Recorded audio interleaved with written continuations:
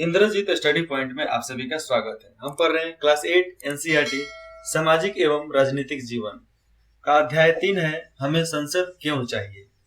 तो चलिए जानते हैं कि हमें संसद क्यों चाहिए, हमें संसद की जरूरत क्यों पड़ी, हमें लोकतंत्र हिंदुस्तान में लागू क्यों करना पड़ा।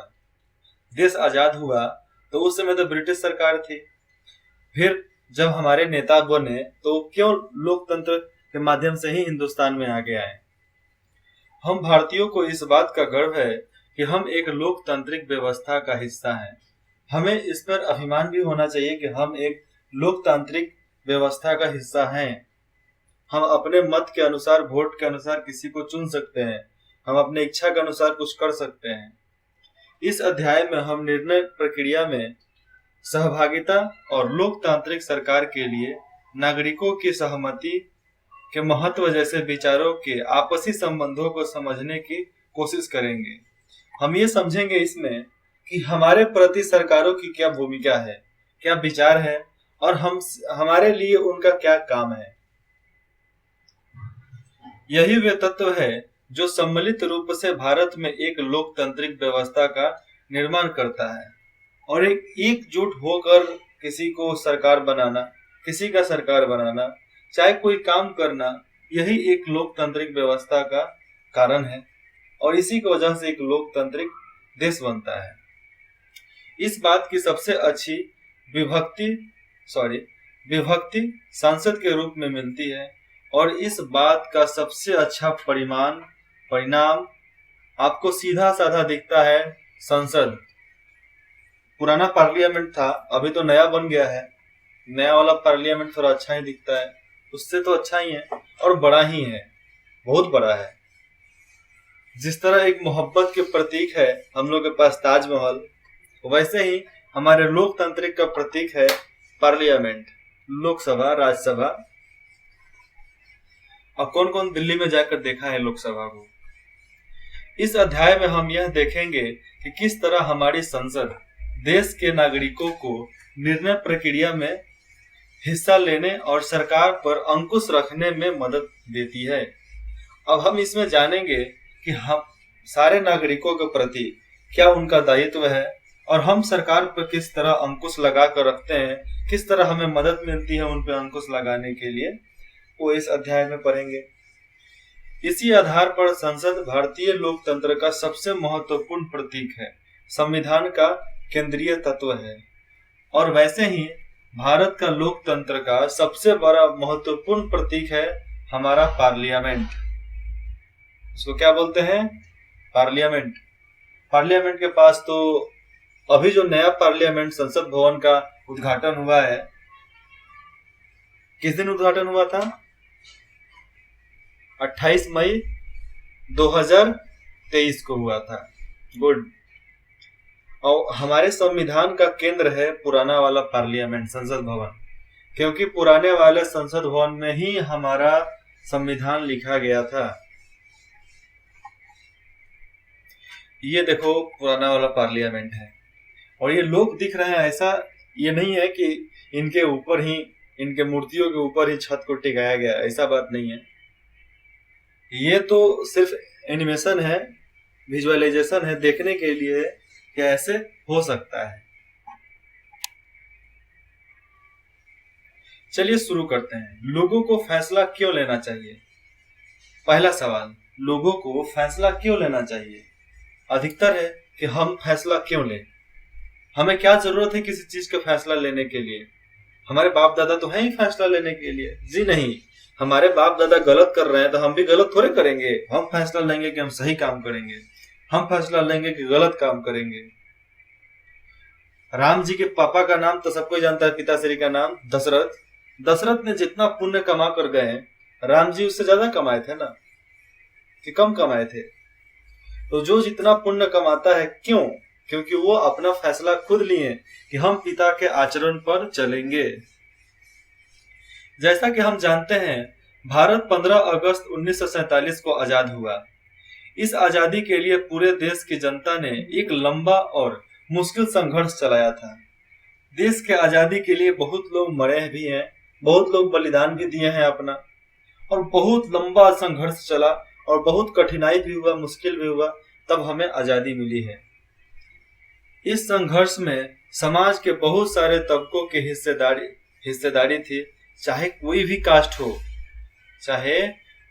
कास्ट हो, वो हिस्सेदारी देने के लिए तैयार थे, मरने के लिए तैयार थे, मारने के लिए तैयार थे। तरह तरह के पृष्ठभूमि के लोगों ने इसमें भाग लिया, अलग अलग जगहों के लोग इसमें आए थे। वे स्वतंत्रता, समानता तथा निर्णय प्रक्रिया में हिस्सेदारी के विचारों से प्रेरित थे। अब उन्हें क्या था? हमें आजादी चाहिए, हमें सम्मान चाहिए, ऐसे प्रक्रिया में, और हम निर्माण करवाना चाहते हैं देश के, क्योंकि देश ही जब हमारा नहीं रहेगा तो हमारा वजूद क्या है। तो इन तीनों प्रक्रिया में हिस्सेदारी देने के लिए वो सब आगे बढ़े एक अच्छे विचार से। औपनिवेशिक शासन के तहत लोग ब्रिटिश सरकार से भयभीत रहते थे। अब जो औपनिवेशिक शासन था, ईस्ट इंडिया कंपनी, जिससे तो लोग तो बहुत डरता था, क्योंकि तुम चू बोलोगे तो तुम्हारा हाथ काट डालेगा। वो सब बिना मतलब का तुमको अरेस्ट करेगा, फिर जाओ लाल कोठरी में घूम कर आओ। वे सरकार के बहुत सारे फैसलों से असहमत थे, नहीं मानते थे सरकार के फैसलों को। लेकिन अगर वे इन फैसलों की आलोचना करते तो उन्हें भारी खतरे का सामना करना पड़ता था। अगर उसका आलोचना करेंगे तो अरेस्ट होंगे, अरेस्ट होने के बाद जब गिरफ्तार हो जाएंगे तो उन्हें 3rd डिग्री दिया जाएगा। तो बाप बाप चिल्लाना पड़ता है उसमें। जब पैर के नीचे मारेगा सब, पान का मारेगा सब देह पे, तो दर्द तो होगा ही। और उसके बाद से आपको गोली मार दिया जाएगा, सामने सामने आपके पिता के सामने आपको गोली मार दिया जाएगा। जिस तरह बहादुर शाह जफर, मुगलिया बादशाह का अंतिम बादशाह, उनके सामने ही उनके दोनों बेटे को, एक को गोली मार दिया गया, एक को गला काटकर खत्म कर दिया गया। हमारे इतिहास जब पढ़ोगे आप, क्लास 8 के ही प्लेलिस्ट में जाओ, हमारे इतिहास पढ़ो, उसमें तब बहादुर शाह जफर के बारे में पढ़ने को मिलेगा। स्वतंत्रता आंदोलन ने यह स्थिति बदल डाली, और जब हम अपने आजादी के लिए आंदोलन करते थे तो पूरा स्थिति ही पूरा जगह माहौल ही बदल जाता था। कैसे? क्योंकि हम उग्रवादी हो जाते थे उस समय, क्योंकि हमें तुम्हारी बात नहीं मानना, तुम हमारी बात मानोगे, यह धारणा से हम आगे बढ़ते थे। राष्ट्रवादी खुलेआम ब्रिटिश सरकार की आलोचना करने लगे और अपनी मांगे पेश करने लगे। जो राष्ट्रवादी थे, जो वहां पर आंदोलन करते थे, आंदोलनकारी, वे सरकार की बात ना मानकर अपनी मांग को पेश करते थे कि हमको यही चाहिए, हमको दूसरा कुछ नहीं, हमको यही चाहिए। 1885 में ही भारतीय राष्ट्रीय कांग्रेस ने मांग की विधायिका में, देखिए कांग्रेस ने मांग की कब? 1885 में विधायिका में निर्वाचित सदस्य होना चाहिए। और विधायिका क्या? विधायिका जो अभी विधायक लोग हैं, तो विधायिका में एक चुना सदस्य हम लोग की तरफ से भी होना चाहिए। उन्हें बजट पर चर्चा करने एवं प्रश्न पूछने का अधिकार मिलना चाहिए। और कोई भी बजट जब पास होता था देश के लिए, चाहे देश के बाहर के लिए, तो उसमें प्रश्न पूछने और उसमें चर्चा करने का अधिकार चाहिए विधायिका में, संसद में। क्योंकि देखो, विधायिका खत्म, संसदीय खत्म, तो देश खत्म। क्योंकि ये दोनों नहीं रहेंगे तो कोई मंत्री नहीं बनने वाला। जब कोई मंत्री नहीं बनने वाला तो कोई प्रधानमंत्री नहीं बनेगा। उसके बाद से राजतंत्र आ जाएगा, और राजतंत्र आ जाएगा तो जानते ही हो, लिख लोड़ा पर पत्थर, अंधेर नगरी का चौपट राजा, वही हाल हो जाएगा। जैसे कि एक राज्य में सब अंधा था, एक बहुत मशहूर कहानी है। जैसे में एक राज्य में सब कोई अंधा था, राजा भी अंधा, प्रजा भी अंधा। एक बार एक आंख वाला चला गया वहां पे, तो पता है अंधा जो था जितना भी, वो क्या कर रहा था, वो आंख वाले को सहारा देकर ले जा रहा था कि चल भाई तुमको हम पार करा देते हैं। तो उसी पर कहावत है, अंधेर नगरी का चौपट राजा। 1909 में बने नए गवर्नमेंट एक्ट, जिसको बोलते हैं government of India act, government of India act याद रहेगा, ने कुछ हद तक निर्वाचित प्रतिनिधित्व की व्यवस्था को मंजूरी दी। कुछ हद तक मतलब 100 में से 20%। हालांकि ब्रिटिश सरकार के अंतर्गत बनाई गई ये शुरुआती विधायिकाएं राष्ट्रवादियों के बढ़ते जा रहे दबाव के कारण ही बनी थी, और राष्ट्रवादियों जितने भी थे आंदोलनकारी जो दबाव बना रहे थे कि नहीं हमको दो, उसी के वजह से ये गवर्नमेंट ऑफ इंडिया एक्ट लागू किया गया, इसको पारित कर दिया गया। फिर उसके बाद और न ही आम लोग निर्णय प्रक्रिया में हिस्सा ले सकते थे। यहाँ पर देखो एक ये लोग अलग ही काम कर दिए, जैसे में राष्ट्रवादियों के दबाव से तो ये एक्ट पारित हुआ, लेकिन इसमें भी सभी वयस्कों को न तो वोट डालने का अधिकार दिया गया था और न ही आम लोगों को निर्णय प्रक्रिया में हिस्सा लेने के लिए उनको अधिकार दिया गया। जैसे में हर लोग वोट नहीं दे सकते हैं, जो राजा है, जो मुंशी है, जो कमाने वाले लोग हैं वो वोट देंगे, और कुछ आम लोग होते हैं जैसे में आज के जनजाति, पिछड़ा जाति, दलित, ये लोग का तब कुछ ही नहीं था, कहीं कुछ नहीं था, ये लोग कुछ नहीं कर सकते हैं, ना ही मंदिर में जा सकते थे, मंदिर में भी जाना अलाउ नहीं था। अरे आपको मतलब छोटे जनजाति को क्या बोलूं, यहाँ तक मिडिल क्लास परिवार जो किसान का काम करता था, किसान को मंदिर में जाने की इजाजत नहीं थी ब्राह्मणों के वजह से, इसलिए ब्राह्मण बहिष्कार करना चाहिए देश में। मैं नहीं बोल रहा हूं कि ब्राह्मण बहिष्कार करो, लेकिन पंडित की बात क्यों मानोगे, ब्राह्मण की बात क्यों मानोगे? सवाल पूछो, हर चीज में सवाल पूछो। कोई मंत्र पढ़ा जा रहा है, मंत्र पर सवाल पूछो। शादी में जा रहे हो, पंडित से सवाल पूछो कि तुम बता क्या रहे हो, तुम मंत्र क्या पढ़ रहे हो। चाहे कोई भी पूजा है वहां पर पूछ डालो आप मंत्र क्या पढ़ रहे हैं। लड़कियों के लिए यहाँ पर बोला जाता है कि राइट हैंड में नहीं, लेफ्ट हैंड में बांधना चाहिए रक्षा सूत्र। भाई दाहिने में बांधना चाहिए ना, राइट में बांधना चाहिए, तो हम लेफ्ट में क्यों बांधे? ये सवाल पूछना चाहिए। मैंने तो बहुत पंडितों को मना भी कर दिया है, भाई तेरे को बांधना है तो राइट में बांध, दाहिने हाथ में बांध, बायां हाथ में बांधने का कोई जरूरत नहीं है।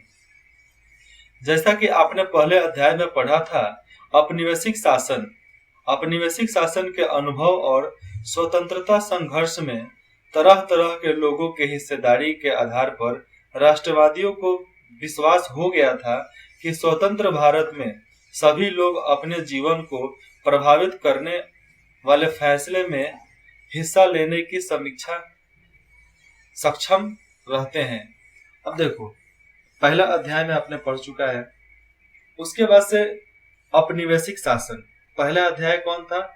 भारतीय संविधान, धर्मनिरपेक्षता की समझ, ये दूसरा था।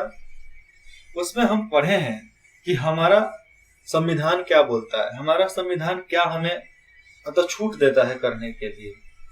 अब आइए औपनिवेशिक शासन, ईस्ट इंडिया कंपनी का जो अनुभव था, स्वतंत्रता संघर्ष था, ये तरह तरह के लोगों के हिस्सेदारी की वजह से ही हुआ था। जैसे में बहुत सारे आंदोलनकारी भी थे।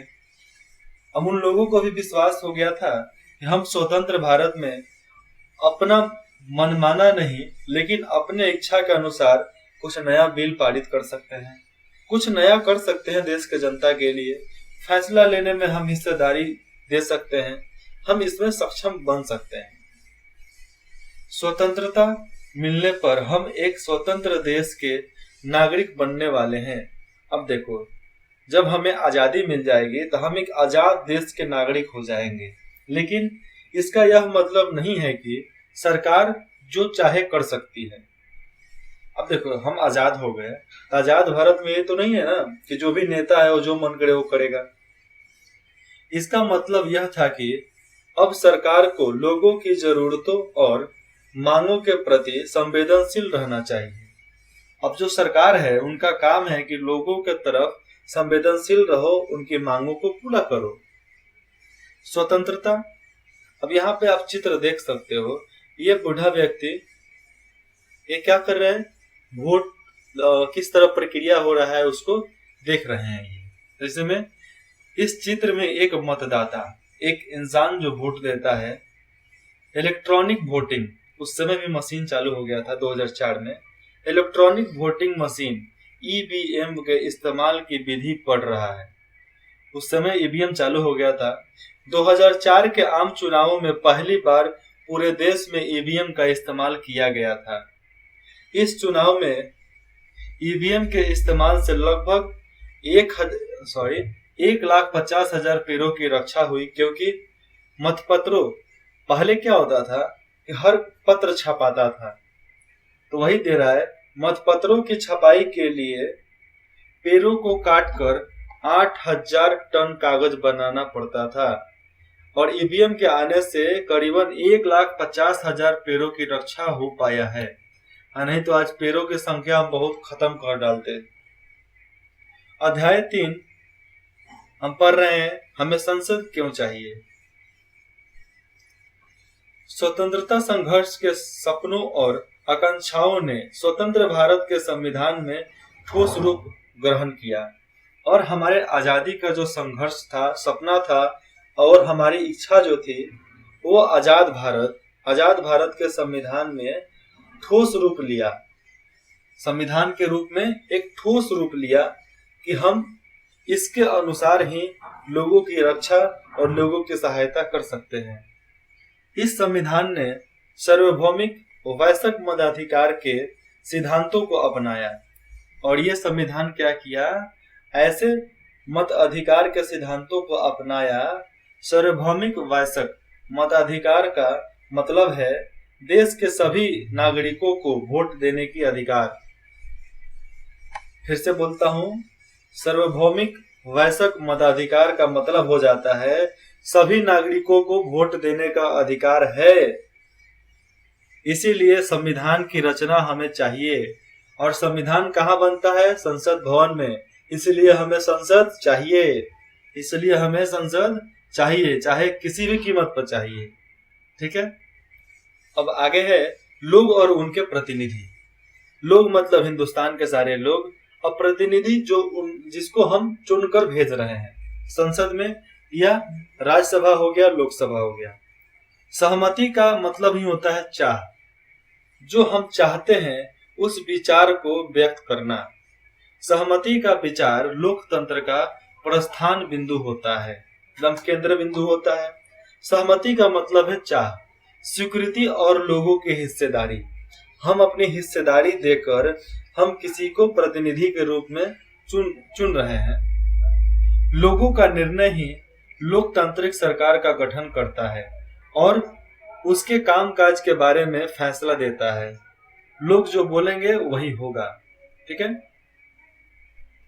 इस तरह के लोकतंत्र के पीछे मूल सोच यह होती है कि व्यक्ति या नागरिक ही सबसे महत्वपूर्ण है।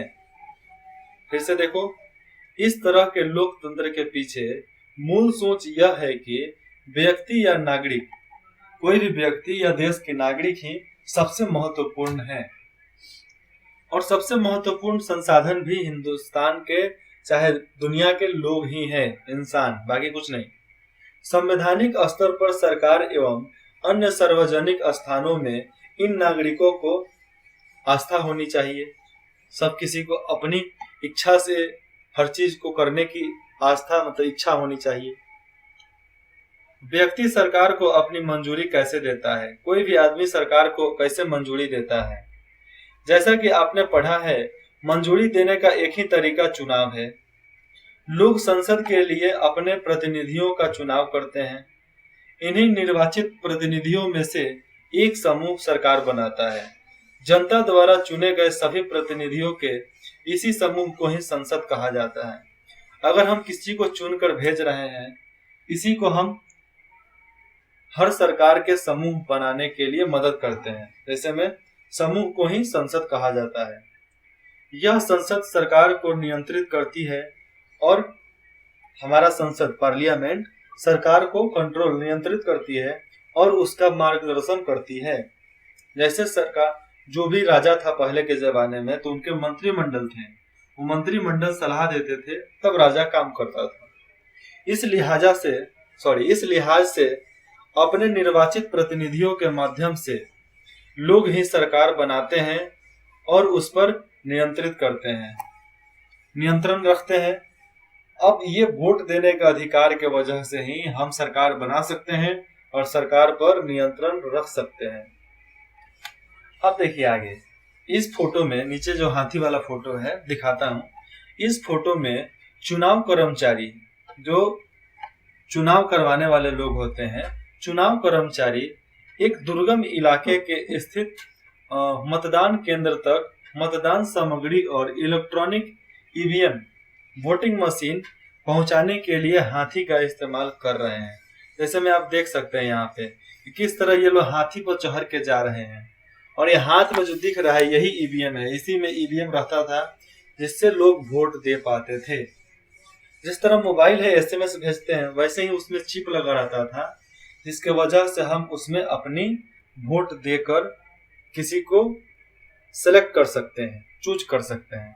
होता क्या था, जो बटन दबाओगे उनके नाम पर उतना फिक्स हो जाएगा कि हाँ इस बटन पर इतना लोग दबाया है, तो उसी को गिना जाता था और एक बार में गिन लिया जाएगा एक ही दिन में। पहले क्या होता था, वोट को गिनने में 3-4 दिन लगता था। आज तो 4 से 5 घंटा में मालूम चल जाता है किसका सरकार बना किसका नहीं बना है।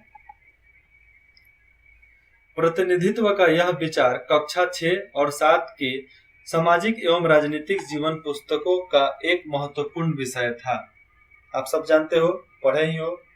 आप इस बात से पहले ही परिचित हैं कि सरकार के विभिन्न स्तरों पर प्रतिनिधियों का चुनाव किस तरह किया जाता है।